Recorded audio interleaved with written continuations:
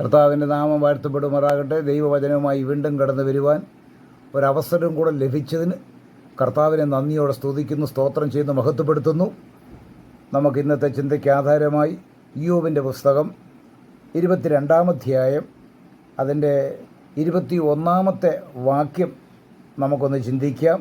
വളരെ നമ്മളെ ചിന്തിപ്പിക്കുന്നതും നമുക്ക് നമ്മളെ തന്നെ ഒന്ന് വിലയിരുത്തുവാനും നമ്മുടെ കർത്താവിനുള്ള ബന്ധം എങ്ങനെയായിരിക്കുന്നു എന്ന് നമുക്കൊന്ന് പരിശോധിപ്പാനും ഇടയാകുന്ന ഒരു വേദവാക്യമാണ് 22-ാം അധ്യായത്തിൻ്റെ 21-ാം വാക്യം. ആ വാക്യം ഞാൻ ഇപ്രകാരം വായിക്കുന്നു: നീ അവനോട് ഇണങ്ങി സമാധാനമായിരിക്ക. അങ്ങനെ സമാധാനമായിരുന്നാൽ ഉണ്ടാകുന്ന ഗുണമാണ് താഴെ പറയുന്നത്. അതിനാൽ നിനക്ക് നന്മ വരും. അപ്പം ഒരു ചോദ്യം നമുക്ക് ചോദിക്കാം, ഏതിനാൽ നിനക്ക് നന്മ വരുമെന്നാണ് അവിടെ പറഞ്ഞിരിക്കുന്നത്. അതിനാൽ നിനക്ക് നന്മ വരും. അപ്പം നമുക്ക് ചോദ്യമുണ്ടാക്കി ചോദിക്കാം, ഏതിനാൽ എന്ന്.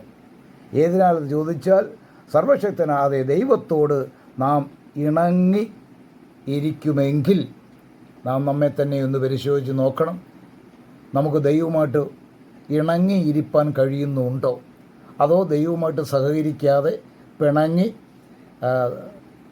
തന്നിഷ്ടപ്രകാരം ജീവിക്കുന്ന ഒരനുഭവമാണോ എന്ന് നാം നമ്മെ തന്നെ ഒന്ന് പരിശോധിച്ച് നോക്കണം. എത്ര വായിച്ച് ആസ്വദിക്കാൻ പറ്റിയ ഒരു വേദവാക്യമാണ്.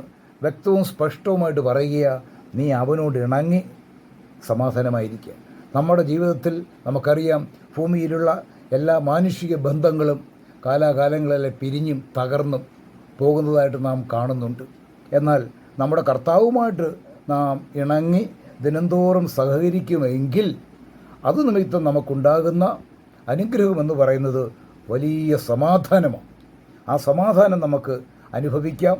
മാത്രമല്ല, അതിനാൽ ഇവിടെ വായിക്കുന്നു, നിനക്ക് നന്മ വരും എന്ന് ദൈവത്തിൻ്റെ വചനം നമ്മെ പ്രബോധിപ്പിക്കുക. ദൈവം ഒരിക്കലും ഒക്കാത്ത കാര്യങ്ങൾ നമ്മളോട് പറയത്തില്ല. നമുക്ക് മോഹന വാഗ്ദാനങ്ങൾ നൽകുന്നവരുമല്ല നമ്മുടെ കർത്താവ്. കർത്താവിൻ്റെ വചനത്തിൽ പറഞ്ഞിട്ടുണ്ടെങ്കിൽ അപ്രകാരം തന്നെ കർത്താവ് ചെയ്തു തരിക തന്നെ ചെയ്യും. അതുകൊണ്ട് ഈ ദൈവവചനത്തെ മുറുകെ പിടിച്ചുകൊണ്ട് നാം നമ്മെ തന്നെ ഒന്ന് പരിശോധിച്ച് നോക്കുക.